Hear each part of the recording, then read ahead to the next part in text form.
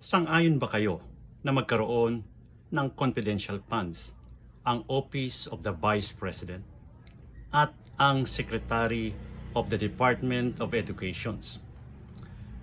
Ngayon, lumalabas po kasi dito sa impeachment trial ni Sara Duterte na ayon sa isang witness mula sa COA, doon sa kanyang testimony, sinasabi niya na nagkaroon daw ng irregularities itong paggastos at pag-submit ng mga dokumento na may kinalaman sa paggastos.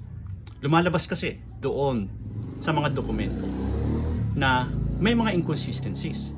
Yung mga pangalan na tumanggap ng pera mula sa confidential funds na tila hindi raw nag-exist. At ang masama pa nito ay yung mga paggastos ay tila hindi maipaliwanag at hindi nagtutugma.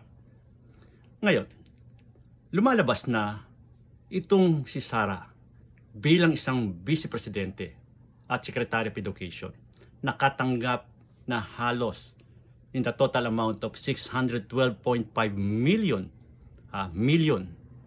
At ito nga ang masama, no?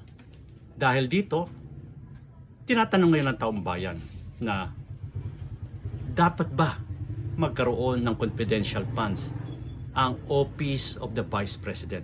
Dapat ba? Pangalawa, yung kanyang pagiging Secretary of the Department of Education, yan ba'y dapat magkaroon ng confidential funds? Pangalawang katanungan, ito bang Office of the Vice President, trabaho ba nila ito? Kasi ang purpose ng confidential funds ay yung tinatawag nating surveillance and information gathering. Pinangbabayad po itong mga perang ito sa pambili ng mga information.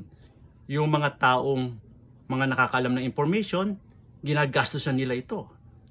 Hinahanapan ito ng mga safe house, no? Lahat ng mga pangangailangan na may kinalaman sa security and peace and order. Ngayon, ang tanong may kakayahan po ba itong office ng Vice President at itong office ng Department of Education na gampanan itong mga gawaing may kinalaman sa surveillance and information gathering? Hindi po ba ito trabaho ng Armed Forces of the Philippines at ng PNP, yung kanilang mga intelligence units ang dapat gumawa nito sapagkat sila'y aral dito sa ganitong klaseng trabaho? Hindi po ba posible na magkakaroon ng mga hindi kanais-nais, no, katulad ng corruption, kung ang gagawa nito ay walang alam?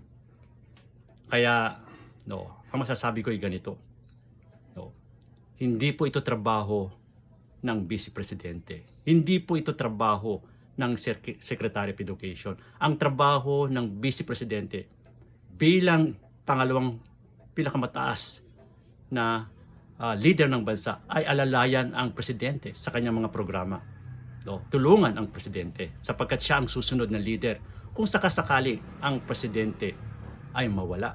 Pangalawa, bilang Secretary of Education, ang trabaho mo ay itaguyod ang edukasyon ng ating mga kabataan. Yun lang po.